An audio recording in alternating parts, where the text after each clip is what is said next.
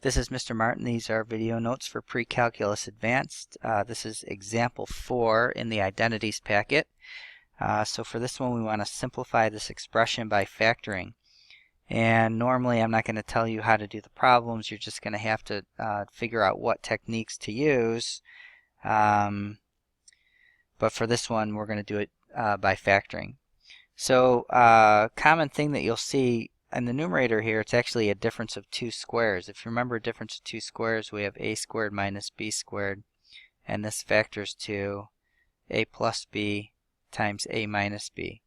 And my a and b in this case are sine theta and 1.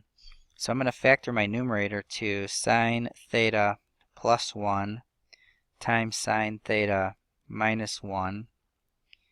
Alright, so that's our difference of two squares factoring. Now in the denominator, I have these two terms. I have tan theta sine theta, that's one term, and I have tan theta, that's my second term, and I see that these two terms have a tan theta in common.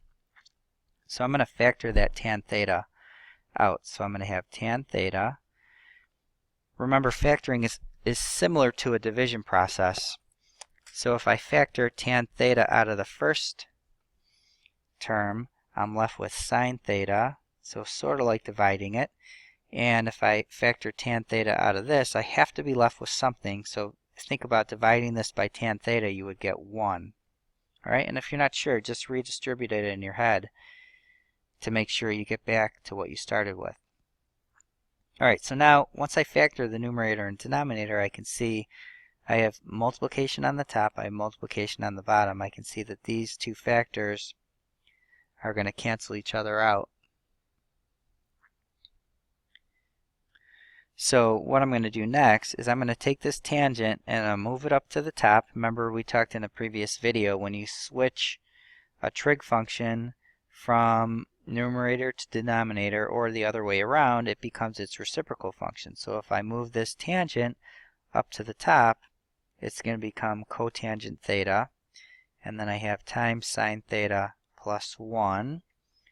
Cotangent is cosine theta over sine theta, just using our quotient identity. Let's just highlight that so it's clear. This is equal to that by the quotient identity.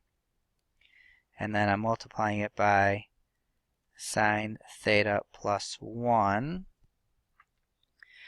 As you go through these, you may be asking yourself, well, how do you know to do that?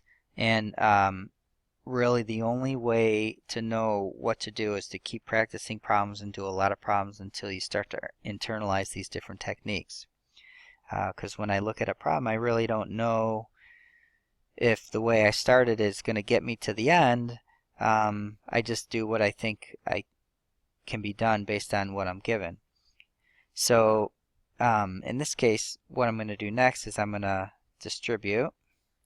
So I'm going to get cosine theta over sine theta times sine theta over 1 plus cosine theta over sine theta. And I can see that these are going to cancel out. And I'm simply left with cosine theta from the first part. And this part, I'm going to change it back to a cotangent theta.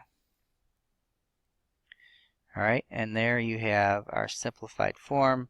Again, how do you know it's simplified? Well, you may not always, but this is definitely simpler than what we started with. A lot of times we'll just end up with a single expression, but over here we're left with cosine theta plus cotangent theta. Alright, so if you have any questions, make sure you ask, and we'll see you in example 5.